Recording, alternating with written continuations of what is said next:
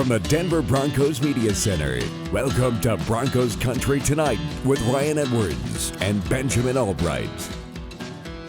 Welcome to Broncos Country Tonight as we continue to react to the Broncos adding Russell Wilson as their starting quarterback. And we're going to go down to the offensive line. One of the biggest points of contention for Russ during his time with Seattle and the reasons why he was eventually traded to the Broncos is he wanted a better offensive line in front of him. Well, Ben, without even knowing how that officially breaks down yet, because we don't really know who the right tackle is, how does that look for you right now?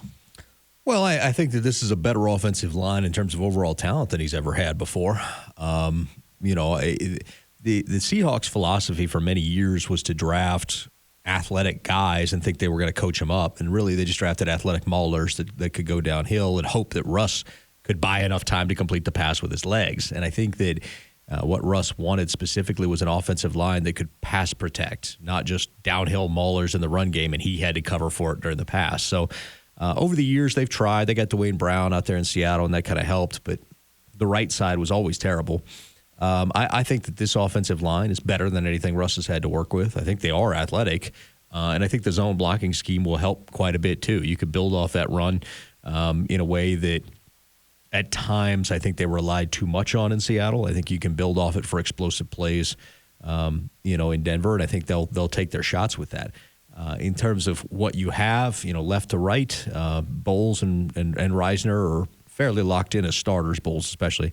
In the center, there's probably going to be a competition for Lloyd Cushenberry, and that competition will come in the form of Graham Glasgow and Quinn Meinerz, who will also be battling for that right guard spot. Tom Compton will battle a little bit and try to push Reisner for the left guard spot. And then right tackle, you'll have Compton backing up Calvin Anderson right now. They'll look at Brandon Shell. They'll look at Dennis Kelly. They'll look at a couple of different guys with experience. I don't know if they'll sign them, but they'll look at them. And then they'll look at the draft for another tackle as well. And I think Calvin Anderson and Garrett Bowles' bookends, I don't think that's a bad plan. I really don't. Calvin Anderson is not worse than German Ifedi. He's not worse than George Fant. So he's better and more athletic than the guys that Russ has previously had. He's also very smart.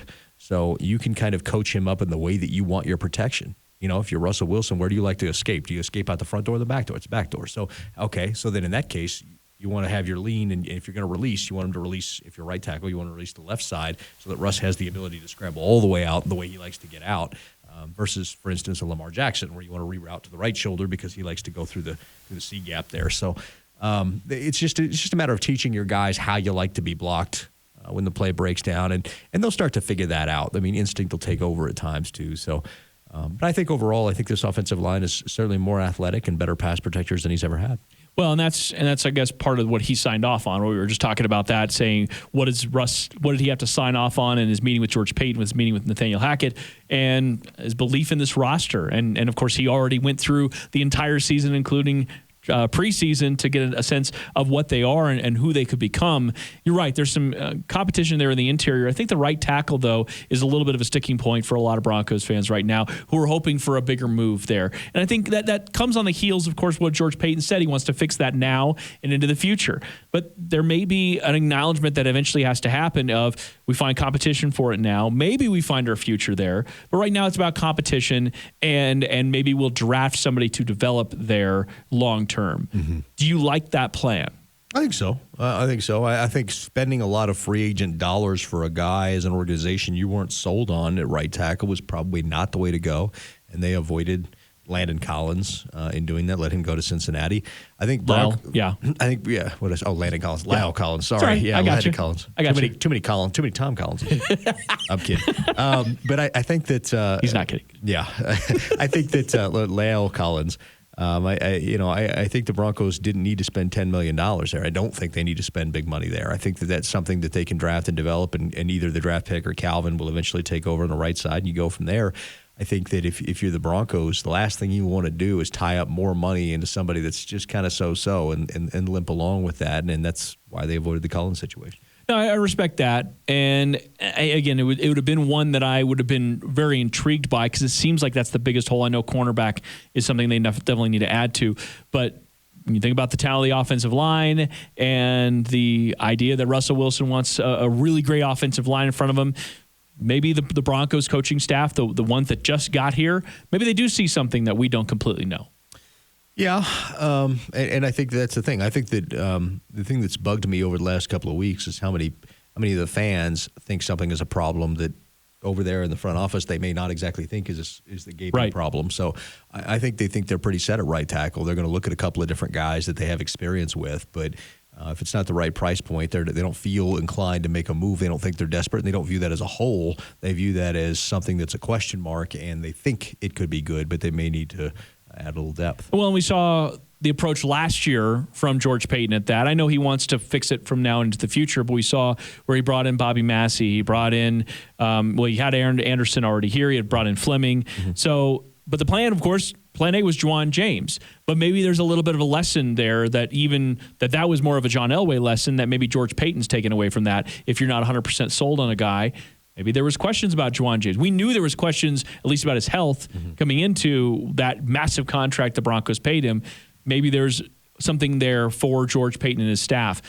I think you've said this multiple times on the show, bears repeating. There's a certain amount of cachet that George Paton has earned, I think, from most of the moves he's made so far.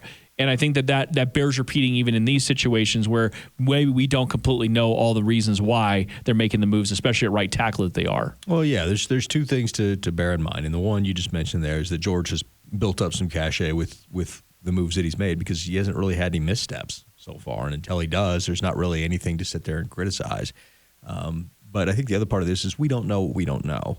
And how that staff feels about certain players might be higher than previous staffs did, might be lower than previous staffs did, might be, so there's a world of difference. Taking what you've supposed from the last staff and transplanting it onto this one, I think is a dangerous game if you're trying to analyze this roster. Right. But it's difficult under most circumstances for almost anybody because we've seen Calvin Anderson play. We've seen Tom Compton play. Mm-hmm. We've seen Brandon Shell play.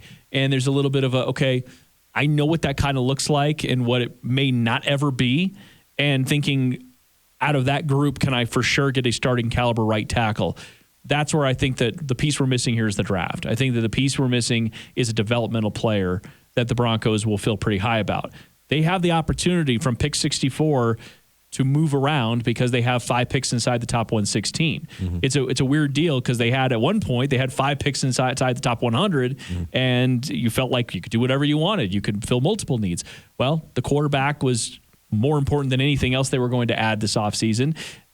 I know we're all thrilled about that, but now it becomes, okay, what's next? Well, the next box to check is the right tackle. So I think there's going to be uncertainty from Broncos fans until that is solved long term. Yeah, and I get that. I just want to caution guys to be, and gals, to be patient and understand that just because you see something as a glaring need doesn't necessarily, the team may have faith in Cal. They may look at the tape and say, you know what, Cal was a little misused, but there's talent there. I mean, go back and look at the tape when he started. He was actually pretty good. Oh, he has left tackle, yes. So, they're going to see if they can get the same out of him on the right-hand side because Garrett Bowles isn't moving. And, you kind of go from there.